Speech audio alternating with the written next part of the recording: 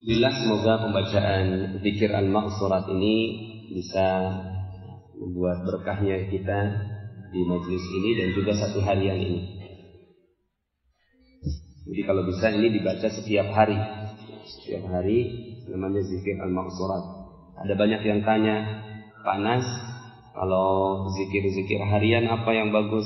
Ya, salah satunya adalah al-maqsurat ini. Al-maqsurat ini maksudnya al-maqsur, artinya hadis-hadis sahih yang dikumpulkan menjadi zikir, ya.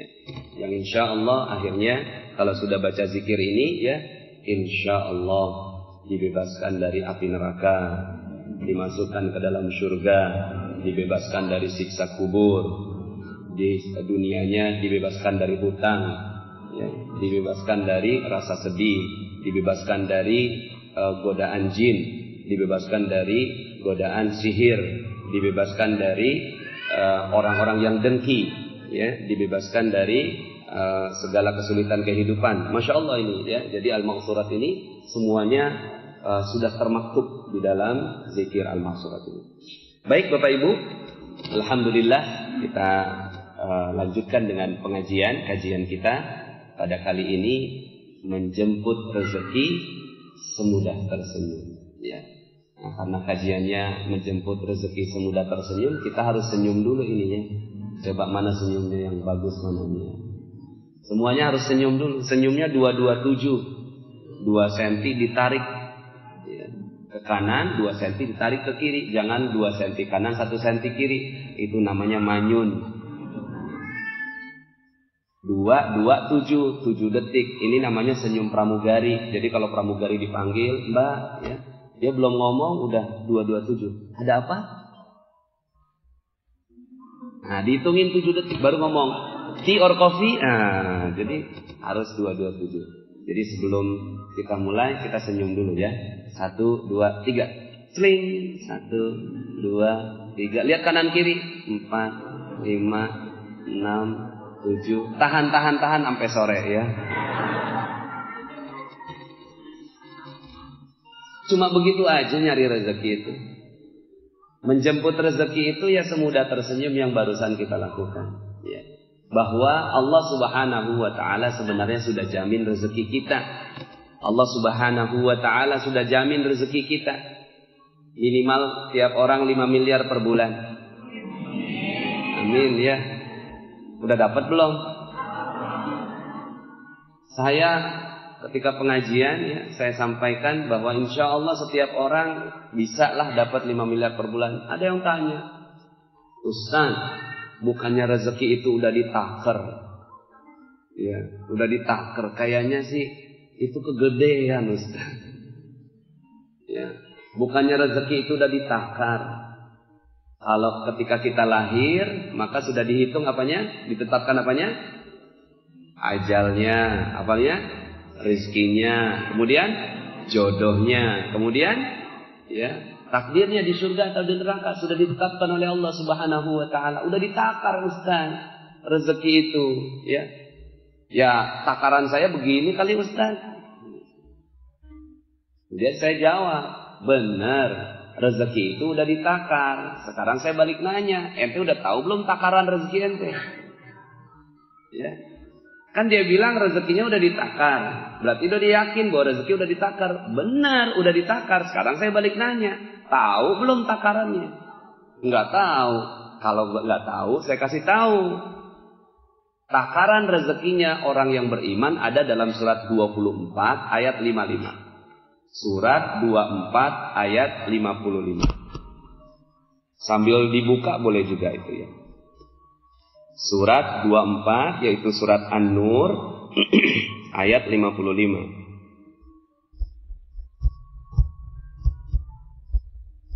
A'udzu billahi minasyaitonir rajim. Kita baca sama-sama, ya. Saya bacakan, Bapak Ibu mengulangi. Bismillahirrahmanirrahim. Yuk.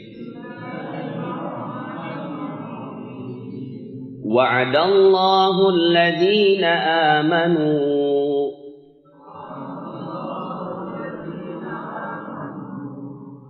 alladzina amanu minkum wa 'amilus shalihat.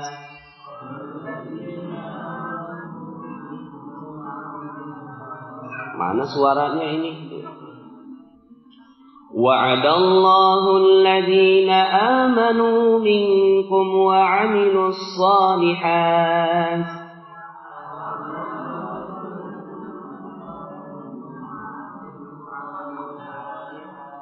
La yastakhlifannahum fil ardh kama istakhlafa alladzina min qablihim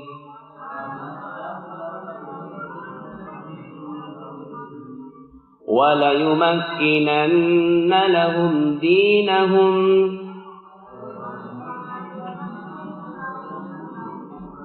alladzi irtadaa lahum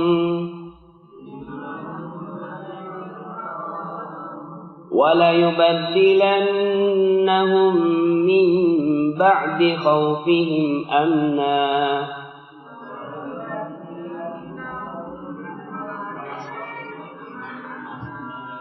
ya'budunani la yushrikuna bi syai'a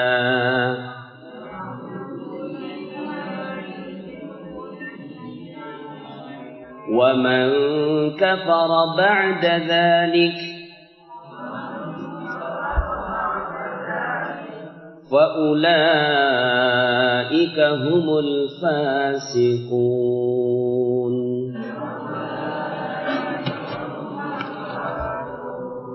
Nah, ini takaran rezeki buat orang beriman. Jadi kan, Ustadz, bukannya rezeki itu ditakar? Iya, udah ditakar. Ente udah tahu belum? Belum. Lah, ini takarannya. Takarannya apa? Allah telah berjanji kepada orang yang beriman di antara kalian dan beramal soleh, la yastakhlifannahum fil ardh, akan Allah jadikan kalian berkuasa di muka bumi. Akan Allah kasih kejayaan, kemuliaan, kehebatan, ya, untuk kalian di muka bumi. Kama stakhlafal ladzina min qablihim, sebagaimana orang-orang yang sebelum kalian telah dikasih kemuliaan, kejayaan, kekuasaan di muka bumi. Siapa sebelumnya? Sebelum kita siapa? Nabi Adam, Nabi Sulaiman, Nabi Daud, ya, ini raja-raja yang dimaksudkan di dalam Al-Qur'an. Kita kan pegangnya Al-Qur'an, ya. Buku-buku sejarah yang kita pegang Al-Quran. Maka orang-orang yang disebutkan di dalam Al-Quran itu akan jadi standarnya kita untuk kekayaan. Maka setiap orang, kalau Nabi Sulaiman, ya, seluruh dari ujung barat sampai ujung timur. Kalau kita 5 miliar per bulan nggak apa-apa lah ya. Ya Bu? 5 miliar per bulan nggak apa-apa lah ya. Nggak kecewa nggak ya? Nggak nguasai bumi nggak apa-apa, yang penting 5 miliar per bulan, betul ya Pak ya? Kama stakhlafal ladzina min qablihim wa la yubaddilannahum, ya, wa la yumakkinanna lahum dinahum alladzi irtada lahum wa la yubaddilannahum min ba'di khaufihim amna. Dan ya, bukan hanya sekedar mereka dapat rezeki berkuasa, tapi meneguhkan agama mereka. Ya. Karena gini, ada orang kaya, tapi ya kayanya kaya terbatas. Gaji 100 juta sebulan. Kemudian sakit-sakitan, cuci darahnya 40 juta. Mau? Nauzubil. Gaji 50 juta, cuci darah 40 juta, anak kena narkoba, istri diambil orang, suami selingkuh, kemana-mana banyak musuh, rumahnya pagarnya tinggi, dihina orang, kemudian mati masuk neraka. Mau begitu? Jadi raja sih, tapi kemana-mana banyak musuhnya. Enak? Gak enak. Makanya Allah sebutkan di sini, sudah dikasih berkuasa, diteguhkan agama untuk mereka. Subhanallah, itu namanya kaya tanpa batas. Kaya tanpa batas itu kayak apa? Kaya tanpa batas itu gaji 5 miliar per bulan, badan sehat luar biasa, istri taat dan setia, suami nggak nikah lagi, anak-anak hafiz-hafizah, sahabat yang banyak di mana-mana, rumah nggak perlu pakai pagar, nggak ada kuncinya, saking udah orang kaya, ambil semuanya, ya, mati masuk surga. Mau seperti ini? Lah ini standarnya, standar yang Allah Subhanahu wa Ta'ala sebutkan, ya. Kemudian wala yubaddilannahum min ba'di khaufihim amna, dan mengubah kehidupan mereka dari yang takut menjadi aman. Takutnya gimana? Takut dikejar debt collector, takut diusir dari rumah kontrakan, takut nggak bisa bayar cicilan, takut nggak bisa bayar utang, takut orang nggak mau bayar piutang, takut proyeknya nggak jalan, takut dipecat sama perusahaan. Ini takut semua nih, rasa takut semua. Ada nggak perasaan itu sekarang? Mudah-mudahan enggak ya. Insya Allah sedikit-sedikit hilang. Maka Allah wala yubaddilannahum min ba'di khaufihim amna. Allah akan ubah kehidupan mereka dari yang tadinya takut menjadi aman, ya. Dari khaufihim amna, yang tadinya mereka takut menjadi aman. Masya Allah, ya. Ini aman, ini rasa aman ini mahal. Rasa aman ini, ya. Rasa aman. Kalau debt collector datang gitu kan, iya silakan minum dulu. Saya nggak mau minum, maunya bayar. Tapi diberikan rasa aman, ya. Ini wala yubaddilannahum min ba'di khaufihim amna ya'budunani la yusyrikuna bi syai'an. Mereka menyembahku dan tidak sedikit pun mempersekutukan aku dengan apapun juga. Artinya sudah kaya, agamanya bagus. Ini standarnya. Nah sekarang, ya, udah kaya belum? 5 miliar per bulan udah dapat belum? Coba lihat di rekeningnya. Utsman bin Affan radhiyallahu an, beliau ini orangnya udah nggak ada, meninggal 1400 tahun yang lalu, rekeningnya masih hidup sampai sekarang. Orangnya udah nggak ada, rekeningnya masih hidup. Kita orang masih ada, rekeningnya udah mati.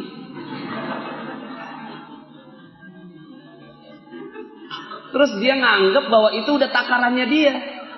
Takaran saya kayak gini kali Ustaz. Enggak, jangan kayak gitu dong.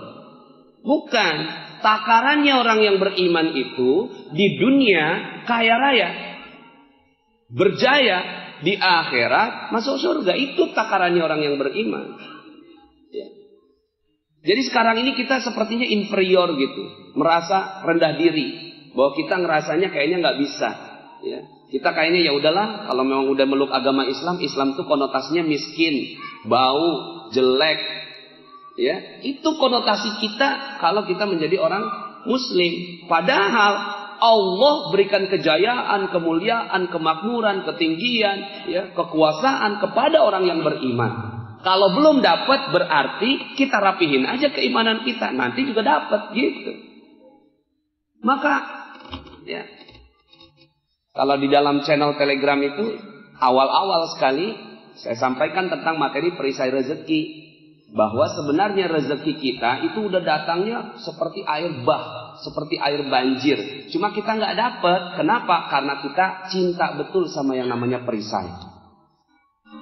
Doyannya sama perisai, nggak doyan sama rezeki. Doyannya sama perisai. Perisainya apa? Perisainya itulah dosa. Dosa kita itulah yang membuat akhirnya, ya, seluruh kehidupan kita dipersulit oleh Allah Subhanahu wa Ta'ala. Yang tadinya 5 miliar kagak dapat 5 miliar, ya. Nggak dapat tuh. Maka yuk sama-sama kita rapihkan, ya. Ini air bah, rezeki seperti banjir, ya. Yuk kita lihat dalam surat Nuh. Surat Nuh, surat berapa itu Nuh?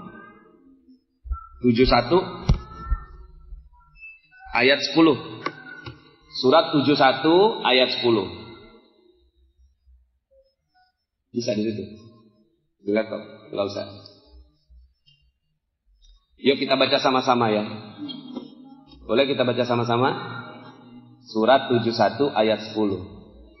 فَقُلْتُ اسْتَغْفِرُوا رَبَّكُمْ innahu kana ghaffara. Ayo.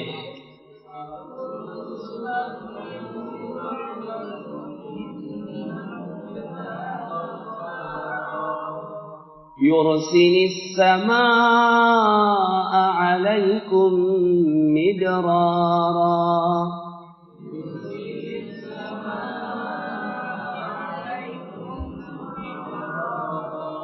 Wa yumdidkum bi amwalin wa banina wa yaj'al lakum jannat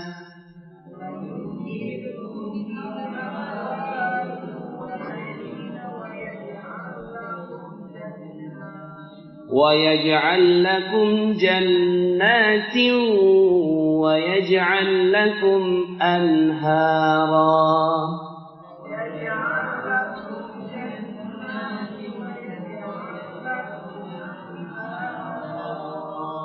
مَا لَكُمْ لَا تَرْجُونَ لِلَّهِ وَقَارًا.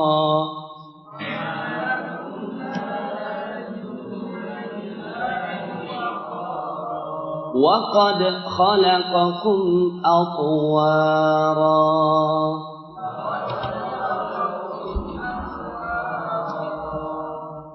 وَقُلْتُ اسْتَغْفِرُوا رَبَّكُمْ. Maka aku katakan kepada mereka, artinya ini ajarannya, kurikulumnya Nabi Nuh kepada kaumnya. Apa sih sebenarnya yang kamu ajarin? Kata Allah begitu ya. Kok mereka nggak ada yang meluk Islam? Mereka kok nggak ada yang meluk agama Islam? Kemudian kata Nabi Nuh, aku sudah bicara ke mereka ya Allah. Apa yang kau bicarakan? Ya, mohonlah ampun kepada Tuhanmu, sesungguhnya Dia adalah Maha Pengampun. Terus, kalau udah diampuni, maka niscaya Dia, Allah, akan mengirimkan hujan kepadamu dengan lebat. Tuh. Jadi perisai inilah yang membuat kita tidak mendapatkan rezeki. Kalau perisainya dibuka, maka rezekinya akan datang. Yursilis samaa'a 'alaikum midrara, akan diberikan hujan yang lebat kepada kalian. Hujan yang lebat itu artinya apa? Proyeknya lancar, bisnisnya lancar, gajinya lancar, gitu. Ini ya lebat, rezekinya lancar, nggak berhenti-berhenti, nggak putus-putus. Kemudian kata Nabi Nuh, apalagi yang dijanjikan kepada kaummu? Wa yumdidkum bi amwalin wa banin. Akan ditambahkan harta-harta, ya. Jelas nih, dan membanyakkan harta-harta. Ya.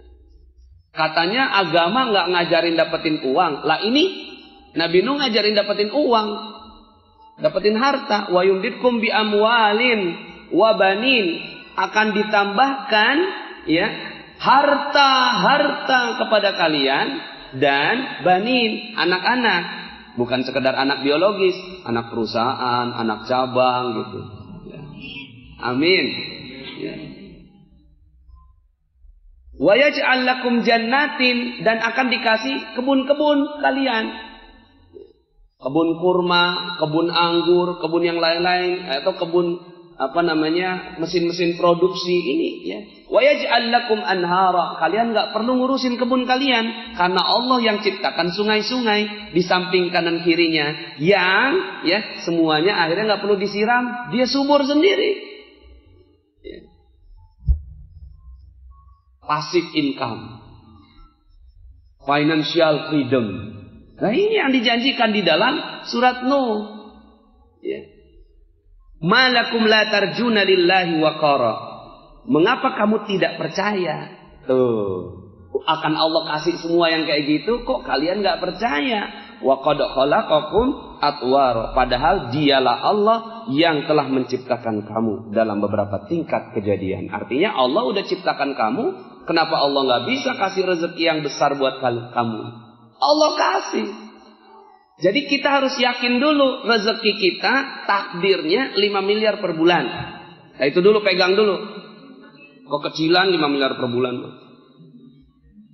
Umar bin Khattab 233 miliar per bulan. Itu Umar bin Khattab. Ya. Nah maka kita 5 miliar Masya Allah ya. Percaya?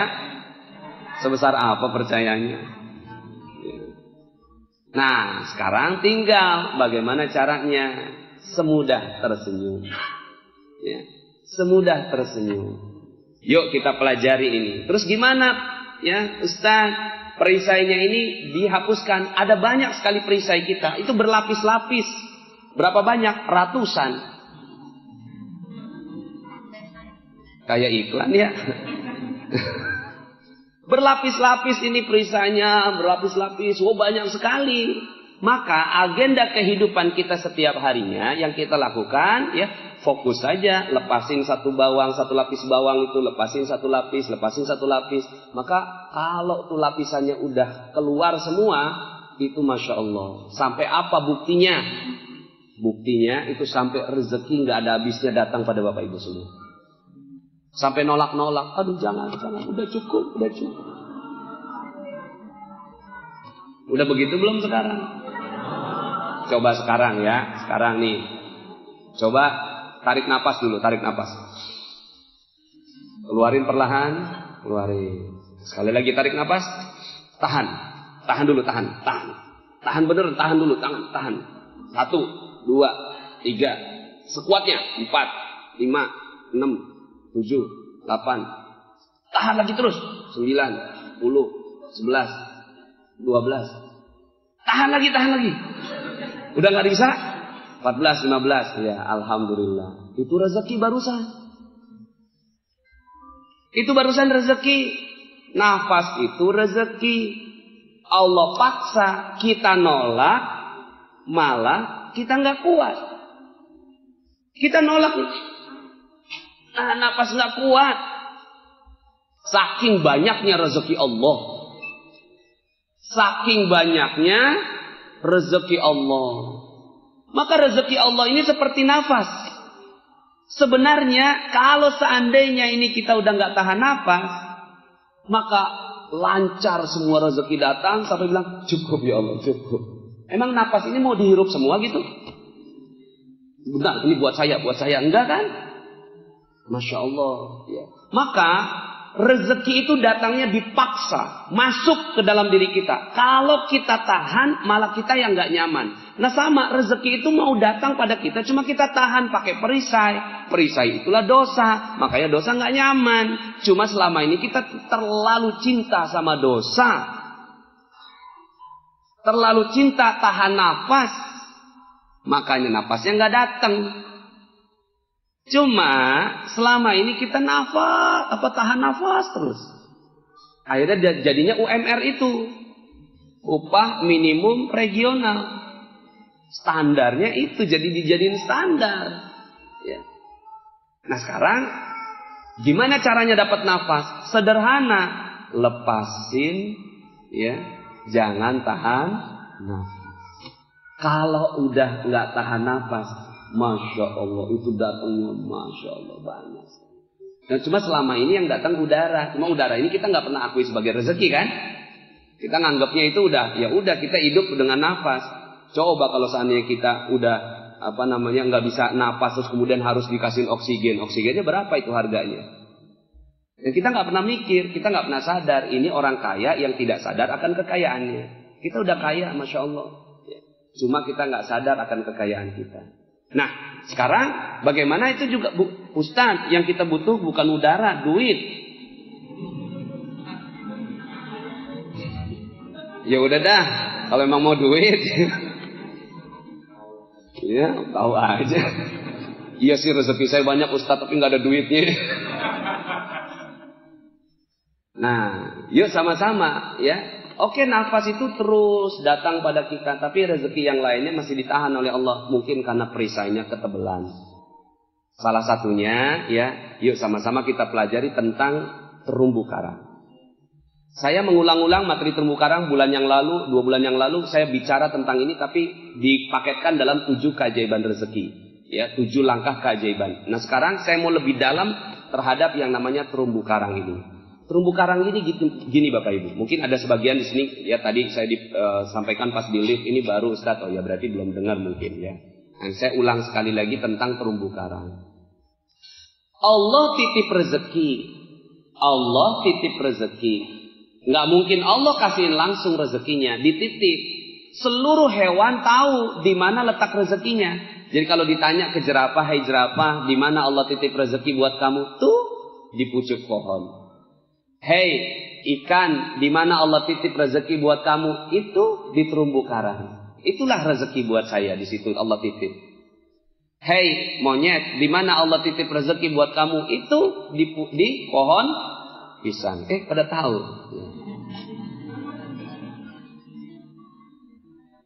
Nah, tapi ketika ditanya kepada manusia, di mana manusia titip rezeki, ya? Hei manusia, di mana Allah titip rezeki buat kamu? Ternyata survei saya membuktikan tidak ada satupun yang menjawab dengan tepat. Tidak ada yang mampu menjawabnya dengan tepat. Ada yang bilang rezeki saya dititip di mana-mana, saking di mana-mananya nggak jelas. Akhirnya ya udah belingsakan itu, ya. Lari sana nggak dapat rezeki, lari sana kan di mana-mana. Akhirnya dia nggak fokus. Ada lagi yang dibilang di tambang, di minyak, di bank, ya, di pekerjaan dan seterusnya. Padahal sederhana sekali. Fahami aja konsep ini, maka mendapatkan rezeki semudah tersenyum. Allah titip rezeki di kemuliaan dan kebahagiaan orang lain. Ketika orang lain mulia dan bahagia, disitulah dapat rezeki. Sederhana. Ya. Allah titip rezeki di kemuliaan dan kebahagiaan orang lain. Maka, kalau si jerapah ditanya, hei jerapah, kamu mau nggak merusak pucuk pohon kamu? Mau nggak si jerapah? Nggak mau. Hei ikan, mau nggak kamu hancurkan terumbu karang? Mau? Nggak mau. Tapi manusia, ada nggak manusia yang menyakiti perasaan manusia lain? Ada? Tuh. Ya. Akhirnya dia cari kerja nih. Saya mau cari kerja Pak Nas. Saya mau kerja Ustadz. Ya silakan coba cari kerja. Pas nyari kerja kanan kiri warawiri, ya cari lowongan nggak dapet. Kenapa? Karena ternyata kepalanya ini dia nggak mau membahagiakan orang lain. Jangankan bahagiakan orang lain, orang tuanya aja pernah tersinggung sama dia. Ya nggak mungkin Allah kasih rezeki itu perisainya, dan dia cinta betul sama perisai itu, cinta betul nyakitin orang lain. Raja Salman datang, bukannya bersyukur, malah berantem di Facebook. Raja Salman datang mau 300 triliun Bapak Ibu, Masya Allah. Kenapa Raja Salmannya datang? Kita nggak tahu adab. Sama rezeki Allah datang tiap hari, kita nggak tahu adab, kita nggak tahu caranya bagaimana memuliakan rezeki Allah. Sebagaimana cara kita tidak tahu bagaimana caranya memuliakan Raja Salman. Raja Salmannya datang, kita berantem di Facebook, betul nggak Bapak Ibu? Yuk kita akui aja. Ada yang ngomong macam-macam di Facebook, ya, di WhatsApp, ya, di media sosial sekarang kita akhirnya. Lah ini adalah cerminan kita. Kita ngaku bahwa rezeki di minyak, rezeki di proyek. Raja Salmannya kita nggak berikan kebahagiaan dan kemuliaan. Maka kemuliaan dan kebahagiaan manusia. Kita selama ini ngajar proyek, ngejar sana sini. Tapi kemudian yang kita lakukan apa? Yang kita lakukan biarin aja orang lain kalah. Yang penting saya menang tender. Nggak apa-apa deh orang lain terhina. Yang penting saya mulia. Ibu kita lagi rapat jam 5 sore. Rapatnya rapat direktur. Rapat direktur gitu loh. Lagi membicarakan tentang proyek besar. Tiba-tiba handphone bunyi. Taninut. Pas dilihat loh, kok ibu? Sebentar bu. Walaupun nggak ngomong ya cuma, bentar nanti saya angkat. Lagi rapat ini. Taninut. Ya ibu lagi. Palingan ngomongin gigi palsu. Taninut. Ya ibu lagi. Matiin. Bentar nanti saya akan telepon. Rapat. Mau bicarain proyek. Karena dia pikir rezeki itu di proyek. Tiba-tiba ibu di ujung telepon sana meneteskan air mata. Tes. 1 tetes. Tega banget. Ibu cuma mau nanya di mana gigi palsu ibu. Nah, kan bener gigi palsu. Cuma dia belum makan siang. Belum makan siang jam 5, kelaparan. Nggak bisa makan kalau nggak pakai gigi palsu, namanya juga ibu. Tua, pikun. Tapi nih orang direktur ini nggak tahu kalau rezekinya ada di kemuliaan dan kebahagiaan orang. Dia pikir rezeki itu ada di rapat direksi. Akhirnya dia kejar rapat direksi. Satu tetes air mata ibu jatuh, jangan harap. Habis semuanya. Habis. Nggak ada proyek. Kalaupun dapat proyeknya, pasti ujung-ujungnya nggak bagus. Nggak bagus. Maka sekarang coba kita lihat berapa banyak orang yang sudah kita sakiti. Itulah perisai rezeki kita. Berapa banyak orang yang sudah kita sakiti, kita ngomong, nggak ditaker ngomongnya. Pas nggak ditaker, maka Masya Allah, tiba-tiba orang tersinggung. Bukan berarti saya mudah membicarakan seperti ini, sayanya udah aman. Enggak. Karena saya sudah sedih. Ini saya menyampaikan materi ini supaya saya bisa diampuni oleh Allah Subhanahu wa Ta'ala. Saya. Ya Allah, saya mau menyampaikan ini supaya saya diampuni. Suatu ketika, Bapak Ibu, saya itu punya paman, tapi paman kecil. Adiknya ibu saya. Adiknya ibu saya ini umurnya masih di bawah saya. Dia kerja sama saya. Karena dia bisa macam-macam. Bisa laptop, bisa ngatur keuangan, bisa nyetir, akhirnya jadi asisten. Pas jadi asisten kemana-mana saya disetirin tuh sama paman saya ini. Suatu ketika ketemu sama Ustadz Yusuf Mansur. Pas ketemu sama Ustadz Yusuf Mansur ditanya, ente sama siapa? Saya jawab, sama supir. Tuh, saya ngomong sama supir. Saya pikir di paman saya nggak ada. Dia dengar Bapak Ibu. Cuma saya nggak tahu. Saya nggak tahu, orang saya cuma ngomong sama supir. Saya pikir itu bukan masalah. Beliau meninggal dunia. Tiba-tiba ada yang ngasih tahu ke saya, panas. Beliau ini udah meninggal dunia. Cuma saya mau kasih tahu aja, dulu pernah ngomong dia kecewa sama Panas ketika ketemu sama Ustadz Yusuf Mansur. Panas bilang jalan sama supir. Terus saya mau minta maafnya gimana coba? Orangnya udah nggak ada. Cuma mulut saya ini gampang banget keluar kata-kata yang nyinggung orang lain. Kemudian saya lihat, Masya Allah, bener aja ya, rezeki saya semua ditahan oleh Allah Subhanahu wa Ta'ala. Karena mulut saya ini gampang banget ya, menyampaikan hal-hal yang menyinggung perasaan orang lain. Nah itu yang kita nggak tahu. Yang kita tahu berapa banyak? Yang kita tahu aja banyak, apalagi yang kita nggak tahu. Ya sudah, kalau seandainya sekarang itu terjadi mulut kita ini menyakiti perasaan orang lain, jangan harap rezeki Allah datang. Karena itu adalah selubung perisai rezeki. Kan tadi ditanya, di mana Allah titip rezeki buat manusia? Di kemuliaan dan kebahagiaan orang lain. Nah sekarang akhirnya di kepala kita udah. Yang di kepala kita, ini install sekarang. Ulang dari pengajian ini, langsung install di kepala kita bahwa rezeki adanya di senyum orang lain. Senyum orang lain, ya udahlah pokoknya orang lain senyum aja dah. Terserah nggak dapat proyek nggak apa-apa, yang penting orang senyum. Gara-gara kita. Mungkin nggak, kalau seperti ini kita perlu ngalah. Suatu saat, karena ini tendernya ketat sekali, terus kemudian kok dia terlalu berharap, ya udahlah kita ngalah, yang penting dia bahagia. Kesannya sih nggak dapat rezeki. Tapi sebenarnya dia menang. Kenapa? Karena dia telah mendapatkan senyum orang lain. Ini lagi jalan, ada bencong sebelah kiri. Jam 12 malam di Taman Lawang. Tok tok tok, abang gangguin kita dong.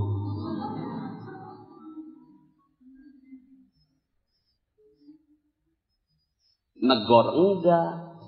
Ngorder enggak. Malah di kepala kita ngomong gini, ih jijik, ih neraka, Ih, kaumnya Nabi Lut. Ih. Apa yang terjadi? Yang terjadi rezeki hilang. Karena kita sedang menyakiti perasaan orang lain. Kan kita nggak ngomong. Kalau saya masih ngomong tadi. Tapi Masya Allah. Yang kayak gini aja kita udah nyakitin perasaan orang lain. Kenapa? Karena kita tidak memuliakan dan membahagiakan. Nah sekarang gimana caranya memuliakan dan membahagiakan bencong?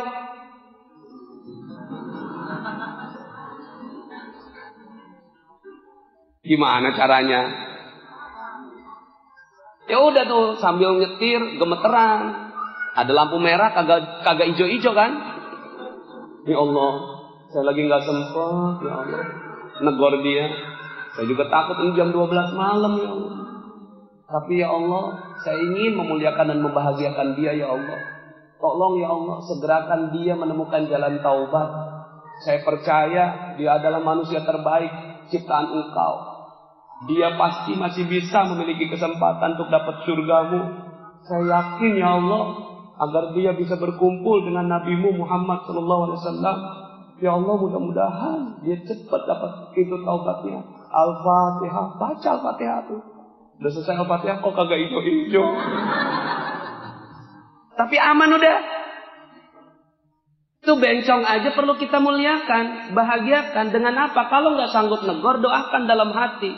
Lah kita pernah nggak ada nih rombongan haji lewat, rombongan haji lagi lewat, ngiu pakai foreder, beberapa bus, dia lagi main catur, di satpam lagi main catur, sombong amat, baru pergi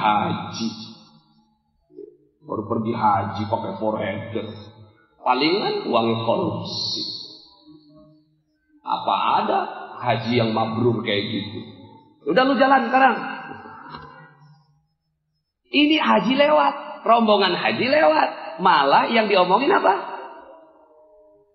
Yang ngomongin malah tuh orang haji dilaknat sama dia dengan pikirannya. Dengan kata-katanya. Walaupun orang itu nggak dengar. Apa yang terjadi? Jangan harap nih orang pergi haji. Jangan harap orang ini bisa pergi haji. Kenapa? Rombongan haji dilaknat sama dia. Bisa nggak kalau seandainya pas rombongan haji lewat, subhanallah, baru rombongan haji aja udah Allah muliakan seperti ini. Bagaimana lagi kalau seandainya rombongan ini adalah rombongan orang-orang yang berjihad di jalan Allah. Saya doakan mudah-mudahan rombongan ini akan mendapatkan haji mabrur dari Allah. Udah gitu doang. Al-Fatihah, baca Al-Fatihah. Ya udah jalan lu, sekat. Maka dia sedang berdoa. Doa apa? Dia sedang berdoa, ya Allah mudahkan aku untuk dapat haji. Setelah itu Masya Allah udah ya. Allah akan berikan rezeki yang berlimpah untuk orang seperti ini. Lah ini ibu kita nangis gara-gara kita. Ayah kita nangis gara-gara kita. Suami kita tersinggung gara-gara kita. Istri kita nggak menikmati hidupnya dengan kita. Ada orang yang datang, Ustaz, saya mau sukses dalam hidup. Kenapa ya? Kok utang nggak lunas-lunas, piutang nggak kebayar, proyek kok nggak jalan? Saya tanya balik sama dia, istri ente bahagia nggak sama ente? Apa Ustaz? Dia nanya kayak gitu. Maksudnya Ustaz? Ditanya maksudnya, padahal pertanyaan sederhana. Istri ente bahagia nggak sama ente? Gini Ustaz, ana lagi nanya utang Ustaz. Kenapa ya utang anak kagak lunas, piutang ane kok kagak dibayar orang, proyek kok kagak selesai. Iya, anak tanya, istri ente bahagia nggak sama ente?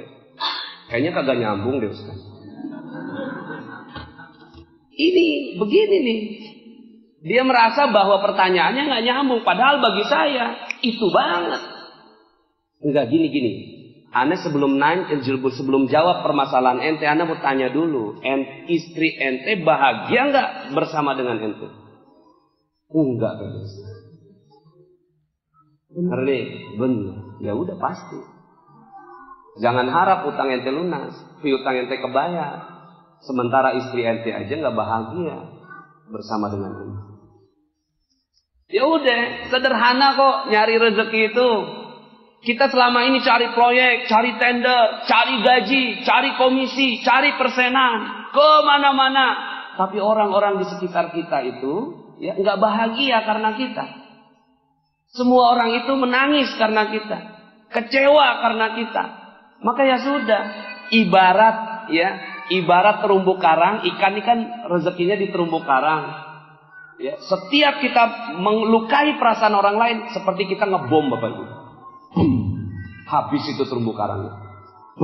Habis terumbu karangnya. Habis terumbu karangnya. Kemudian kita berharap mendapatkan terumbu karang yang baru.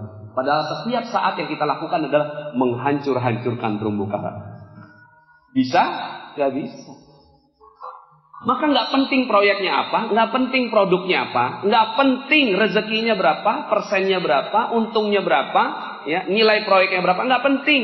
Yang penting adalah apakah setiap kehidupan kita sekarang orang lain itu bahagia karena kita. Ini baru bahagia dulu nih, bahagia. Karena saya urutannya mulia dulu sebenarnya, dimuliakan dan dibahagiakan. Cuma bicara mulia nggak gampang, bahagia dulu deh gampang, lebih gampang. Berbicara tentang bagaimana membahagiakan orang lain. Maka itu yang dilakukan oleh para pebisnis-pebisnis yang diberikan rezeki oleh Allah. Walaupun rezekinya terbatas ya. Orang-orang yang ingkar kepada Allah kan bikin mic begini ya. Bikin mic. Bapak Ibu senang gak kalau dengar suara bagus kayak gini? Enak gak? Ya. Maka orang yang bikin mic ini memikirkan gimana caranya supaya orang kalau dengar enak. Kan ada mic-mic yang biasa tuh ya. Kalau saya bicara, ini capeknya di sini. Tapi saya ngomong kayak gini kok enak banget ya. Apalagi nanti kita tutup dengan Asmaul Husna nanti di akhirnya. Oh, Asmaul Husna kalau pakai gini, ya Allah, ya Rahman, ya Rahim, ya Malik. Waduh, enak ya. Sayanya aja enak. Ini nggak sampai pakai ada urat-urat di sini. Lah saya bahagia karena dia, ini orang yang udah bikin begini, bahagiakan saya, bahagiakan Bapak Ibu semua. Maka dia pantas dapat rezeki Allah. Cuma rezekinya terbatas. Di dunia dapat rezeki, di akhirat belum tentu. Kecuali kalau dia masuk Islam. Dia bikin handphone, kita semua suka dengan handphone. Dia bikin WhatsApp, penemunya WhatsApp sudah bahagiakan. Berapa orang sih penemunya WhatsApp ini? 1 miliar orang. Pada pakai WhatsApp semua? Padahal nggak kenal sama yang bikin. Gak kenal sama yang bikin. Tapi dia mikir gimana caranya supaya pengguna WhatsApp menjadi jauh lebih mudah menggunakan WhatsApp. Dia bikin kreasi macam-macam. Dia bikin gimana caranya supaya lebih cepat koneksinya. Dia bikin lagi gimana cara ngirim gambar. Dia pikir gimana caranya kalau gambar itu bisa dicoret-coret gitu ya. Sekarang ini kan bisa tuh. Kirim gambar kemudian dicoret-coret. Kasih crop, kasih macam-macam. Ini namanya kreasi bagaimana untuk membahagiakan para penggunanya. Lah kita pakainya gratis sampai sekarang. Dari mana rezekinya? Lah kita nggak ngerti itu. Ya pokoknya sekarang dia mikir gimana caranya 1 miliar manusia dibahagiakan oleh penemunya WhatsApp. Sekarang pertanyaannya, udah berapa banyak orang yang kita bahagiakan? Udah 1 miliar? Nah kalau udah 1 miliar orang kita bahagiakan, ya coba aja dikali 1 orang 1 juta, 1 miliar kali 1 juta berapa? Ya udah. Nah sekarang kita berlomba-lomba aja udah. Lomba-lombanya apa? Lomba-lombanya bagaimana membahagiakan orang lain. Udah setiap orang lihat gimana caranya supaya dia senyum. Udah gitu doang. Nggak usah mikirin diri kita. Pikirin gimana caranya. Pas ketemu sama tukang ojek. Bang ojek gimana kabarnya? Ya. Mau dianterin Pak? Oh, maaf yang sekarang nggak dulu. Tapi saya senyumin dulu ya. Yang penting senyum. Lah ini tukang ojek kagak kita tegur. Iya kan? Orang-orang di jalan, ya. Waktu itu Bapak Ibu, ketika saya jalan, jiwa saya ini masih jiwa yang, Masya Allah nih. Sekarang mah jalan taubat saya lah Bapak Ibu. Nggak peduli itu lagi hujan, air genang, naik mobil. Kita nggak peduli orang sebelah kanan kiri, nggak ngelihat. Yang penting kita mau buru-buru. Kalau mau buru-buru, ya namanya juga ada air. Kalau lo nggak pakai jas hujan, ya wajar kalau kena cipratan mobil gue gitu. Pas lagi ngebut, gitu ya, kena cipratan. Itu orang kalau ngomong gitu kan, waduh, mentang-mentang orang kaya, misalnya gitu. itu habis sudah rezekinya. Pas lagi jalan, saya waktu itu mau Ustaz Yusuf Mansur nih. Pas lagi jalan, itu ada orang sebelah kiri kan. Saya agak ngebut sedikit. Gitu. Rem. Dia ngitin saya, Bapak Ibu. Saya kaget juga. Rem kenapa Ustaz? Nggak ada apa-apa, itu ada air. Nanti kena cipratan orang. Nanti kita nggak tahu doanya dia. Masya Allah, sampai segitunya. Langsung, Masya Allah, dalam hati saya, ya Allah, saya nih pantesan aja rezeki saya habis. Saya nggak mikirin orang, yang saya pikirin diri sendiri. Gimana saya sukses, gimana saya bahagia, tapi nggak pernah mikirin gimana senyumnya orang. Gimana orang kalau seandainya kecipratan, tahu-tahu ada dia lagi pegang, ada dokumen yang dia lagi perjuangkan. Tiba-tiba kena cipratan air kita habis, kemudian dia nggak bisa mengurus dokumennya. Apa yang terjadi? Lah kita sekarang ini di Facebook gampang sekali. Sekarang Facebook ini Bapak Ibu, ya. Ini wall gue. Lu dateng, ya siap-siap aja kalau baca kagak enak. Ada yang kayak gitu? Mudah-mudahan di sini insya Allah setelah ini, hati-hati pakai wall Facebook. Karena yang namanya Facebook itu bisa dibuka oleh semua orang. Dulu cuma temen aja, sesama temen yang bisa ngeliat. Sekarang semua orang bisa. Sekarang semua orang siapa aja, yang penting namanya lengkap itu udah dicari, ada tuh mukanya. Pas mukanya kita lihat, kita tersinggung sebagai orang yang baca. Dulu kita nggak pernah ngomongin tentang kafir, ya. Itu di lingkungan kita baca setiap hari. Bismillahirrahmanirrahim. Qul ya ayyuhal kafirun. Setiap hari kita baca. Katakan kepada orang yang kafir. Tapi dulu sebelum masanya Facebook, sebelum masanya medsos, kita nggak pernah ngomong kafir di luar, ngomongnya di kalangan kaum muslimin aja. Coba kalau seandainya Anda ditugaskan doa di sebuah upacara bendera 17 Agustus. Pas lagi doa gini, mohon saya akan berdoa menurut ajaran agama Islam. Yang kafir berdoa menurut agamanya masing-masing. Gitu nggak kita ngomong dulu? Enggak. Berbeda adabnya kan langsung. Kita nggak mau menyinggung orang. Akhirnya yang kita lakukan, yang berbeda kepercayaan, mohon untuk berdoa menurut kepercayaan dan keyakinannya masing-masing. Itu untuk menjaga perasaan. Sekarang di Facebook kita ngomong, ya, orang kafir di neraka. Ada teman kita yang kafir, dia tersinggung, habis sudah. Terus gimana dong? Ya sekarang beda eranya di medsos, ngomong yang baik-baik aja, bikin aja orang tersenyum di medsos, bikin orang tersenyum di WhatsApp. Sekarang WhatsApp grup, ya. Dulu WhatsApp grup nggak terlalu banyak seperti sekarang. Saya aja ada berapa puluh grup, isinya nyinggung orang, bolak-balik, alumni di kabur. Ya udahlah, kita udah siap aja kalau di alumni. Ya. Ngomongnya kan kita nggak ngerti, alumni SD, ya kita nggak tahu. Orang yang jadi kayak apa? Akhirnya yang kita lakukan, kita sekarang ngejaga perasaan orang. Kalau saya nulis seperti ini, ada orang yang tersinggung nggak? Bolak-balik dipikirin. Kalau kita nulis begini, ada orang yang tersinggung nggak? Kalau kita melakukan itu, maka insya Allah rezeki kita akan dimudahkan oleh Allah Subhanahu wa Ta'ala. Amin ya rabbal alamin. Jadi sederhana, semudah tersenyum. Coba celing, lihat kanan kiri,